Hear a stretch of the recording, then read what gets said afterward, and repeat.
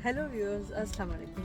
अस्सलाम वालेकुम व्यूअर्स। उम्मीद है आप सब खैरियत से होंगे, मज़े में होंगे। तो आज मौसम बहुत अच्छा था, तो हमने कहा चलें आपसे एक बड़ा इम्पोर्टेंट डिस्कशन की जाए। तो ये हमें बताएं कि कनाडा में अप्रॉक्सीमेटली 4 पर्सनस की फैमिली का मंथली खर्चा क्या होता है। हाँ जी, इससे पहले कि हम इसके ऊपर आएँ कि बजट क्या है, वाकई आपने सही कहा, क्योंकि कनाडा में दिस इज़ वेरी अनलाइकली कि आज 22 अक्टूबर 2022 है जनाब, और टेम्परेचर 21 डिग्री सेल्सियस है। तो इसलिए हम ये पतला सा विंड ब्रेकर पहन के यहाँ खड़े हैं, और वाकई इसमें भी हल्की सी आपको गर्मी लग रही है। हाँ, गर्मी तो लग रही है। तो डेफिनेटली ना, भी जो न्यू इमिग्रेंट्स होते हैं, जो ज़ाहिर बात है अभी कनाडा की तरफ मूव करने की प्लान कर रहे हैं बेशुमार आप लोग, तो सबसे पहली चीज़ जो जहन में हमारे आती है वो ये है कि वहाँ जाकर हम महीने में कम से कम कितना कमाएं कि हम एक अच्छी बेहतर ज़िंदगी गुजार सकें। हाँ जी, तो अब सबसे जो मोस्ट इम्पॉर्टेंट आपका यहाँ आते ही एक न्यू इमिग्रेंट का खर्चा स्टार्ट होता है, वो होता है रेंट, मंथली रेंट। बिल्कुल आप सही कह रहे हैं। तो जनाब, जिस हमने बात की कि हम जिस बजट में बात कर रहे हैं, फैमिली ऑफ 4, इसका मतलब ये है कि हस्बैंड वाइफ और 2 बच्चे, जो एक एवरेज फैमिली साइज़ है दुनिया के तकरीबन हर मुल्क के अंदर अगर हम देखें। तो इसमें जनाब बुनियादी तौर पे जब हम रेंट की बात करें तो इसमें आपको बहुत ज़्यादा वेरिएशन मिलेगी रेंट्स में। उसकी वजह ये कि आप किस टाइप की प्रॉपर्टी में रहना पसंद कर रहे हैं। This could be a basement, वो एक कॉन्डोमिनियम भी हो सकता है, वो डिटैच या सेमी डिटैच घर भी हो सकता है। लेकिन फिर अगर हम देखें तो मेजॉरिटी लोग जो उनसे हैं वो जो अफोर्ड थोड़ा बहुत कर सकते हैं, वो एक कॉन्डो को, जिसको कॉन्डोमिनियम कहते हैं, उसको अफोर्ड करते हैं। वो नॉर्मली वो 2 बेडरूम का कॉन्डो होता है, ठीक है।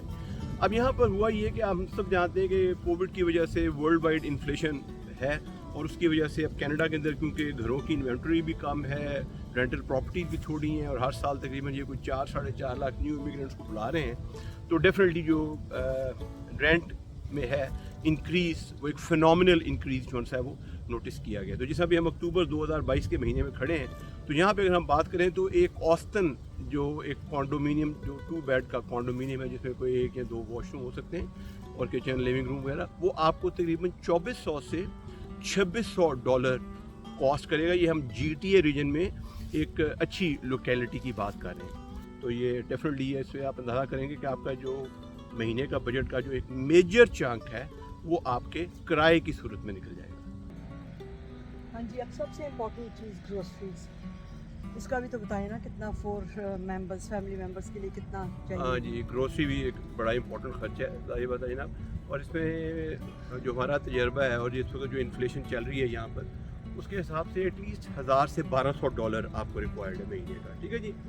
और इसमें ज़ाहिर बात है, फिर वही हम बात कर रहे हैं कि ये फिर डिपेंड करेगा कि आप कहाँ से चीज़ें खरीदते हैं, क्योंकि प्राइस वेरिएशन आपको मुख्तलिफ ग्रोसरी स्टोर में मिलती है। लेकिन अगर आप ज़रा समझ के और थोड़ी मार्केट रिसर्च करके अगर आप ग्रोसरी परचेज़ करते हैं एक स्टोर से हर चीज़ परचेज करें तो फिर आप $1000 से $1200 में कंफर्टेबली 4 बंदे जो से हैं वो कनाडा के अंदर अपनी ज़िंदगी गुजार सकते हैं। हाँ। जनाब,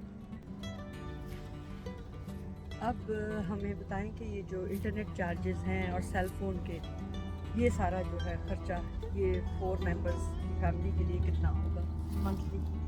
जी डेफिनेटली इंटरनेट और सेल फोन ज़ाहिर बात है ये ज़िंदगी की बड़ी इंपॉर्टेंट यानी ज़रूरत बन गई हुई है। और ख़ास तौर पे अगर हम देखें, जब आप कोविड के बाद मोस्टली रिमोट वर्किंग या वर्किंग फ्रॉम होम के कॉन्सेप्ट इमर्ज हो रहे हैं और जॉब मार्केट भी इसके लिए बड़ी वाइब्रेंट है, तो डेफिनेटली फिर आप इंटरनेट और सेल फ़ोन के ऊपर ज़्यादा आपकी रिलायंस बढ़ जाती है।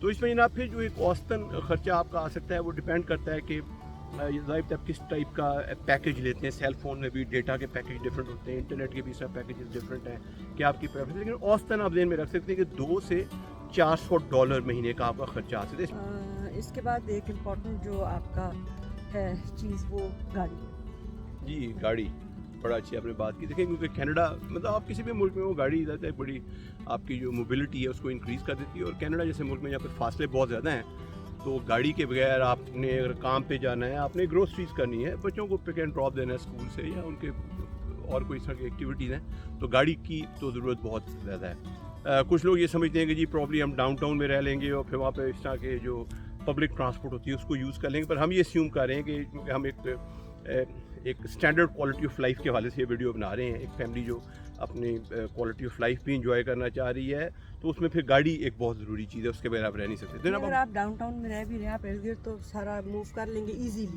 لیکن آپ سیر کرنے کہیں نہیں جا سکتے. ہاں سیر کرنے دور کسی رشتے دار دار کو بسیں ہی لینی پڑیں گی اور وہ ٹائم بھی اتنا ہی زیادہ لگے گا, بہت زیادہ ٹائم. یہ سمجھ لیں کہ بس پہ ٹریول کرنے کا مطلب ہے کہ 3 گنا ٹائم آپ کو لگ جائے گا. ٹھیک ہے جی. بٹ اینی وے گاڑی پہ آتے ہیں تو گاڑی میں 3 طرح کے خرچے بڑے امپورٹنٹ ہیں جو اپنے ذہن میں رکھنے ہیں. ایک تو یہاں پہ موسٹلی لوگ اب لیز پہ گاڑی لیتے ہیں, وہ رینٹل ارینجمنٹ ہوتی ہے کہ بعد میں آپ ماڈل ہر 3-4 سال بعد چینج کر سکتے ہیں اور پھر نئی گاڑی ہوتی ہے اس کے خراب ہونے کے چانسز کم ہوتے ہیں. تو ایک آپ کی منتھلی جو چارجز ہوں گے گاڑی کے حوالے سے وہ لیز پیمنٹ ہے.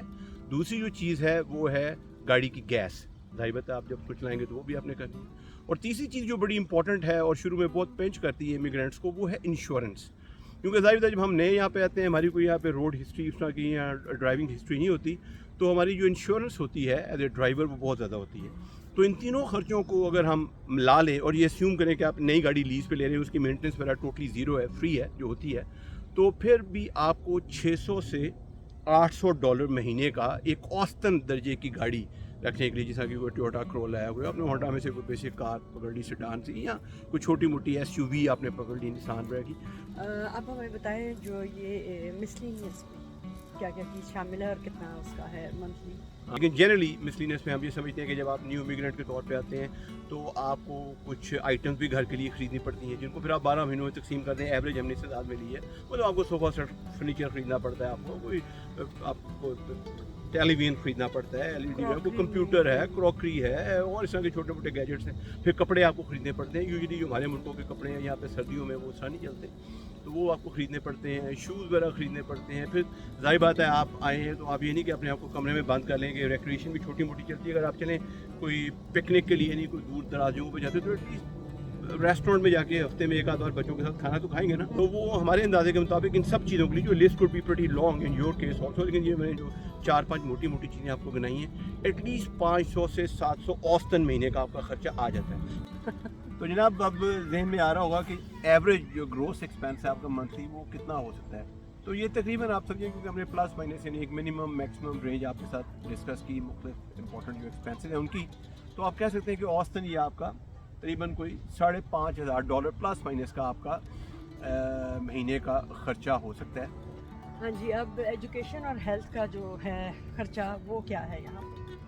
یہ بڑا جناب انٹرسٹنگ آپ نے کوشچن کیا ہے, ایجوکیشن اور ہیلتھ. تو جناب دیکھیں جب آپ کینیڈا موو کرتے ہیں نا تو یہ آپ کے لیے خوشخبری ہے. بے شمار لوگ پہلے بھی جانتے ہوں گے, ہم ذرا اس کو دہرا دیتے ہیں کہ یہاں پر آپ کی جو بچوں کی ایجوکیشن ہے اپ ٹو گریڈ 12 وہ ٹوٹلی فری ہے, اور اس کے علاوہ ہیلتھ جو ہے وہ پوری فیملی کی فری ہے. ٹھیک ہے, ڈپینڈنگ آن کہ آپ کو اگر ہم اونٹیریو کی بات بھی کریں تو کچھ حصے میں آپ کو وہ ہپ کارڈ مل جاتا ہے, بیسکلی انشورنس میڈیکل انشورنس کا پیکیج ہے. لیکن اس میں ہیلتھ میں ڈینٹل نہیں کور.